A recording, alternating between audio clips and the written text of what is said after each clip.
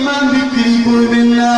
এ মুসলমানের ছেলেরা ব্যবসা বাণিজ্য তরবারি করতে হবে, কিন্তু আখিরাতকে ভুলে যেও না।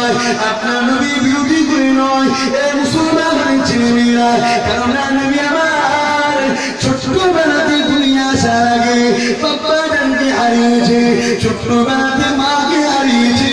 নবী আমার কোনদিন মা বাবার জন্য কাঁদে না। আল্লাহ নবী খুলে কেঁদেছে, ওই কান্নাটা গুনাহগার উম্মতিদের জন্য কেঁদেছে।